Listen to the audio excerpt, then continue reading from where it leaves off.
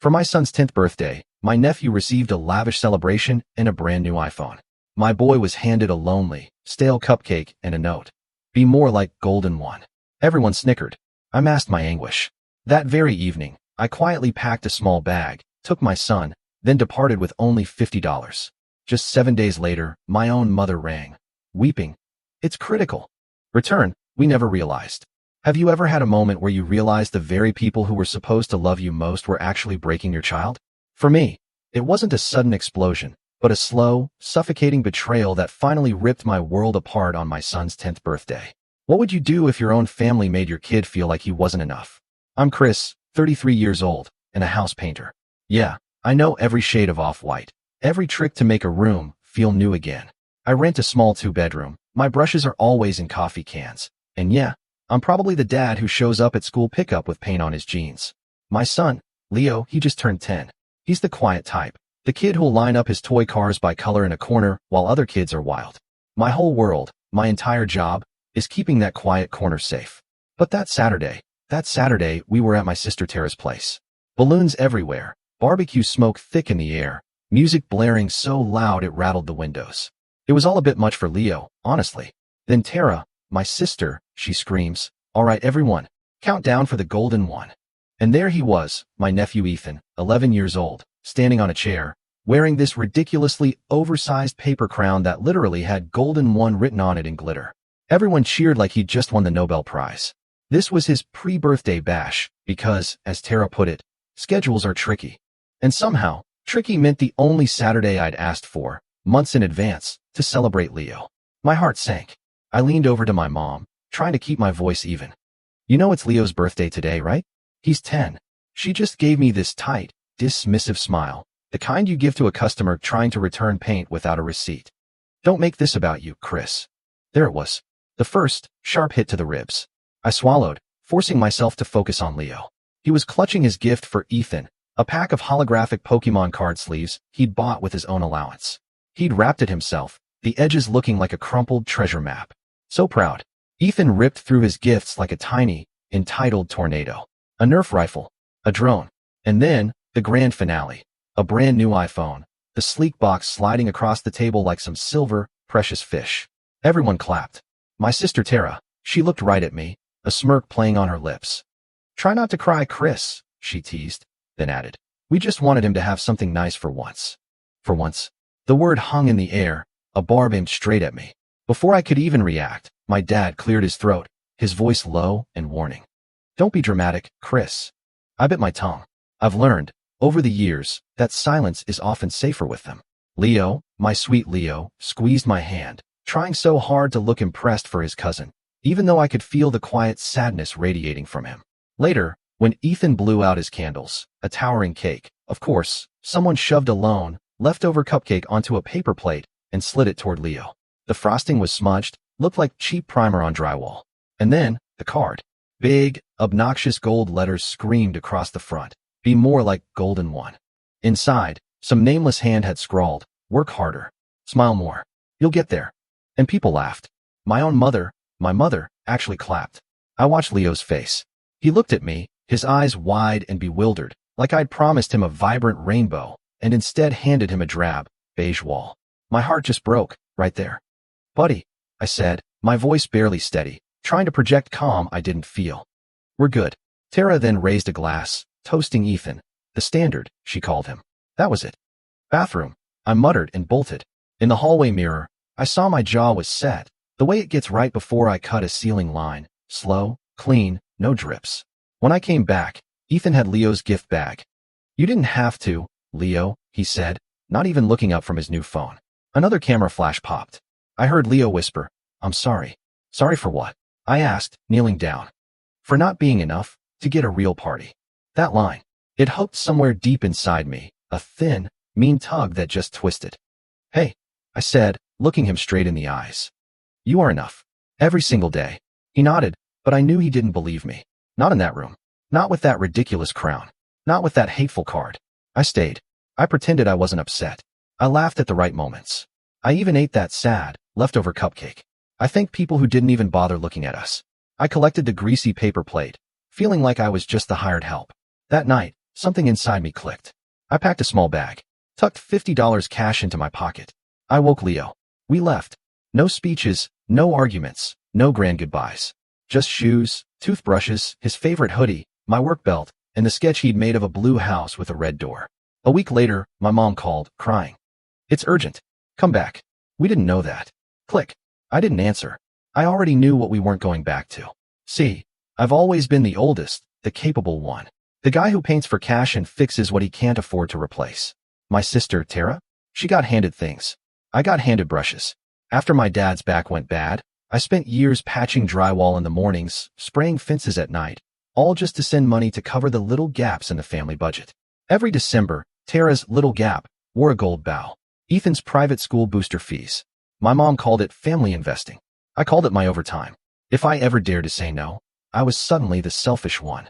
That phrase rolled off their tongues like I just asked to repaint the moon. When Tara's ex skipped child support, guess who covered soccer camp? When mom's car needed tires, guess who found the cheapest shop and quietly paid? You're good with money, she'd say. What she really meant was, you know how to starve gently. The summer Leo started 3rd grade, my landlord hiked the rent. I told the family I was short, but that proud taste in my mouth felt like chalk. Tara said, "Oh, we're tight right now with Ethan's robotics." My mom, bless her, offered a solution. Move in with us for a bit. You pay utilities, we'll help with childcare. It sounded like a life raft. It was a leash. We lasted 2 months. Mom didn't help with childcare. She scheduled me. You can pick Ethan up, can't you? You're already at the school. When I landed a big exterior job, she said, can you rearrange? Family first. Leo stood by the door with his backpack, slowly learning that our time, our life, was negotiable. At night, after Leo was asleep, I'd sand trim and listen to the house. Tara's voice from the kitchen, Chris could try harder. Painting isn't a real career. And Mom, oh, he's always been so sensitive. I stayed because of Leo. He loved the backyard mango tree. He liked that grandma's dog followed him around like a small, fluffy storm cloud. He liked any place where people were laughing, even if it wasn't for him. 3 weeks before the whole Golden One debacle, I'd asked to reserve that Saturday morning for Leo. We'll do a simple thing, I'd said. Donuts at the park. A kite, if there's wind. Tara reacted like I'd tried to book the Super Bowl. We already have Ethan's friends coming. It's not my fault you never plan. She actually picked the one day I asked for. Schedules are tricky, she'd smiled, looking at Mom. Also, Chris, maybe you could pitch in for the new phone? You know how kids get bullied without one. He's 11. Mom sighed. Chris, you don't want Ethan to feel less than. Leo leaned into me, his small voice a whisper. Do I need a phone to not get bullied? You need a dad who doesn't buy phones for other people, I whispered back. The week crawled by. I finished a duplex interior, ceiling lines sharp enough to cut a finger, baseboards that could moonlight as mirrors. I got paid Friday, cash in an envelope. 50 went into my wallet, 40 for Leo's new shoes, the rest towards rent. I texted the family group chat a photo of Leo's donut tower plan, 10 donuts, 10 candles, a badly drawn kite in the corner. The typing bubble appeared, then vanished. Tara sent a thumbs up sticker. Saturday came. You know the rest. Golden One got confetti cannons. My kid got a leftover cupcake and a motivational card. We drove back to my apartment in silence. Leo held that card like it was a law written just for him. When we pulled in, he said, really quiet, maybe if I was more like Ethan, Grandma would. Stop, I said. Just stop. He stopped. Kids learn where their dad's voice breaks. In the apartment, I stared at our calendar, taped to the fridge with painter's tape, blue dots for jobs, yellow for school breaks, red for rent. I kept staring, like maybe another color would magically appear. One where I didn't have to choose between groceries and gas. At midnight, I slid that 50 into my pocket, packed a small bag, and woke Leo. He didn't ask questions. He never did at midnight. Not since the night we left his mom's place 2 years ago with a pillowcase of clothes and a stack of coloring pages. He trusts the version of me that moves without noise.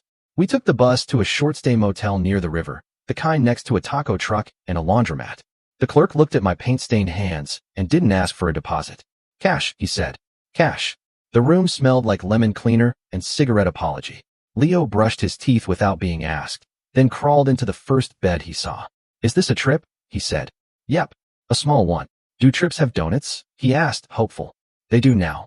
I turned off the lamp and stared at the ceiling, counting the dots in the texture like I'd count nail holes, anything to delay what I was about to let myself feel. All of it. The laughter, the phone, the card. Then I let it dry.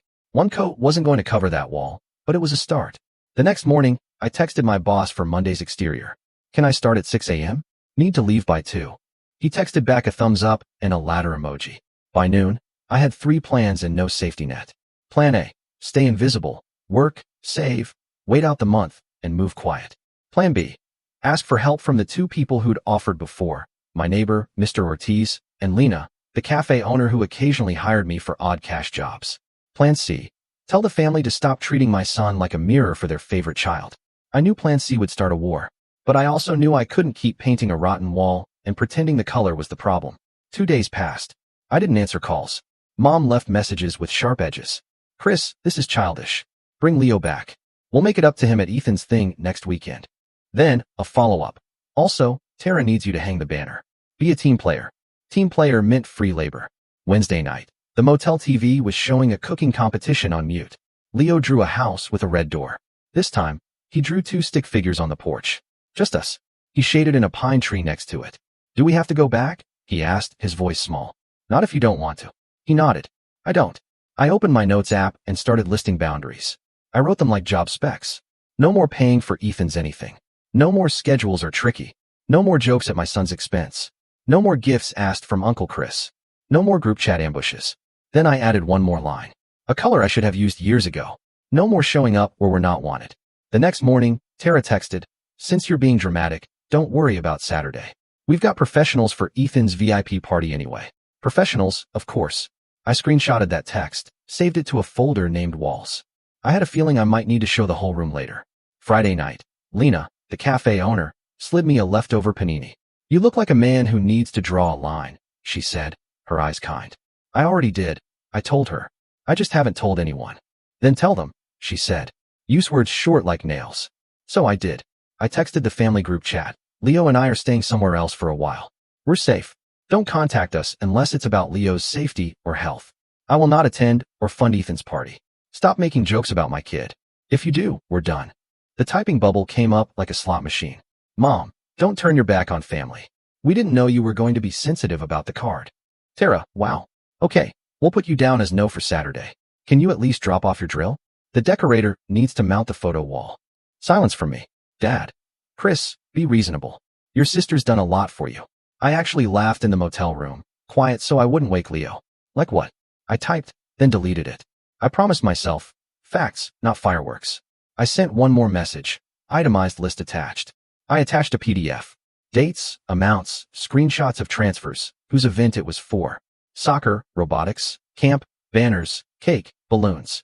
I added photos of me painting their living room, free, 2 summers ago. I added the text where Tara asked me to be a team player and cover the phone down payment, because you make cash anyway. Then I wrote, this is the last time I explain. If you want access to us again, you apologize to Leo for Saturday, in person. No excuses. You also stop asking me for money, rides, or free labor. If you think I'm playing, I'm not. Tara pinged back instantly. You keep receipts now? That's petty. I stared at the screen. I typed, I keep receipts because you keep rewriting stories. Send. 5 minutes later, a new message popped up. A photo. Ethan grinning, holding his new iPhone up to a cake that said, Golden One in metallic icing. The caption, so excited for tomorrow. Mom added a heart. Dad added a thumbs up. I set the phone face down on the nightstand. I didn't throw it. I was done performing anger for people who turned it into a joke. At 11:06 p.m., my phone buzzed again.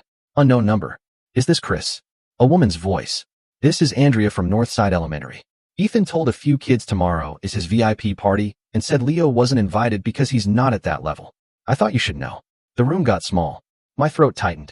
Thank you, I managed. After I hung up, I looked at Leo, asleep, one hand still curled in a bag of crayons. I opened the group chat and typed, we're done. Tara replied with a string of laughing emojis. Over a joke? I typed, over a system. Then I blocked them. All of them.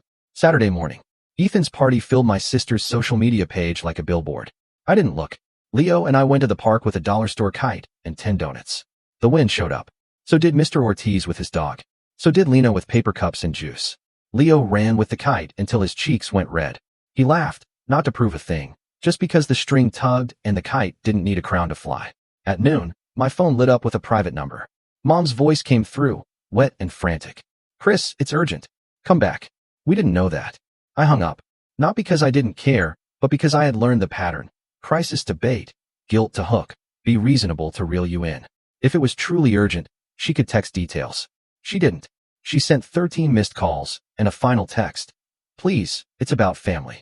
We were not family the way they meant it anymore. We moved fast the next week. Lena offered her upstairs room for a month. It's not fancy, she said, but it smells like cinnamon and no one will laugh at your kid. Mr. Ortiz had a friend with a studio above a barber shop. Cash, month to month, no questions asked. 2 windows, 1 sink, a view of pigeons arguing on a wire like uncles at Thanksgiving. I said yes. I took every exterior job I could. 6 a.m. ladders. 2 p.m. pickup for Leo. Homework at the cafe. Second coats after bedtime. Leo made the studio hours. He taped his drawings along the baseboard like a miniature gallery. He lined up his cars by color on the sill. He even wrote a new sign for the door, home base. On Friday, I walked past a pawn shop and saw a secondhand bike with a bell. $10. I bought it. Leo said it was quiet fast, which, I realized, is the perfect speed for a scared dad. Mom texted from a new number. You've made your point. Enough. I didn't reply. Dad, your mother is sick over this. Just apologize and bring Leo. I typed and deleted. Typed and deleted. Then I sent a single sentence. Apologies go to the child you humiliated. Send. Nothing. Tara posted a photo dump. Ethan on a bounce house. The iPhone box. A cake that probably cost my July rent. The last picture was a pile of gift envelopes.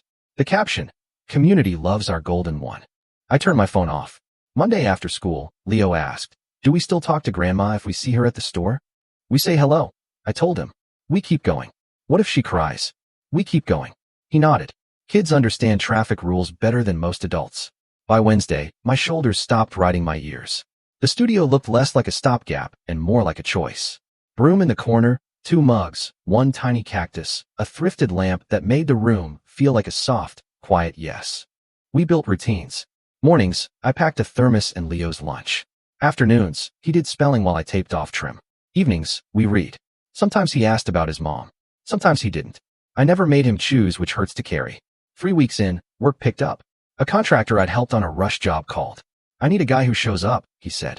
I pay on Fridays. Clean lines. No drama. I don't do drama, I said. He laughed. Then you'll like this crew. He was right. It was ladders and radio, and men who passed around sandwiches at noon. It was 2 jokes, then silence when the roller hit the wall. It was a boss who said, good cut in, and actually meant it. I kept the receipts folder updated, not to post, but to remind myself why I left when the old voice whispered, maybe you overreacted. Screenshots. Dates. The card, be more like golden one. That don't make this about you. That don't be dramatic. The cupcake. The crown. The look on Leo's face when he thought being loved meant wearing a word on your head. A month later, we had $760 in a shoebox and first month's rent for a real place. Still small, still cheap, but ours. The landlord didn't care about my credit. He cared that my reference said I leave the place cleaner than I found it. The night we signed, Leo asked if we could paint his room ocean. I said, budget says we start with 1 wall. He nodded and chose the wall with the window. We bought a gallon called Blue Whisper. It went on patchy, then settled into itself like relief. 2 months in, my sister messaged from a new account. Tara, it read. Okay, you win. Happy. No apology. No mention of Leo. I didn't answer. Tara, Mom's been crying for days. Ethan's confused why you're mad at him. I typed. I am not mad at a child. Delete. I typed. Ethan is 11 and already speaks the language of entitlement better than adults. Delete. I sent. Tell Ethan happy birthday. Tell him the card was cruel. 3 dots.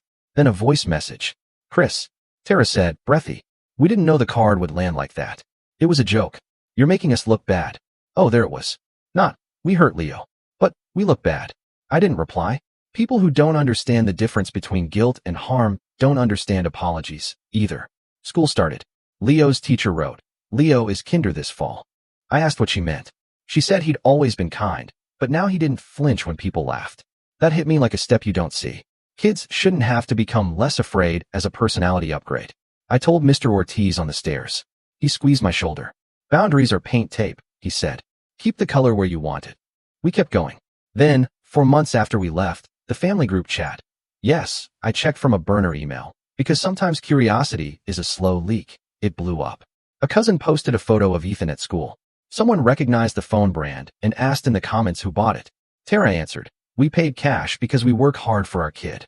A relative who'd lent them money last spring replied, "With what?" Mom jumped in, "Mind your business."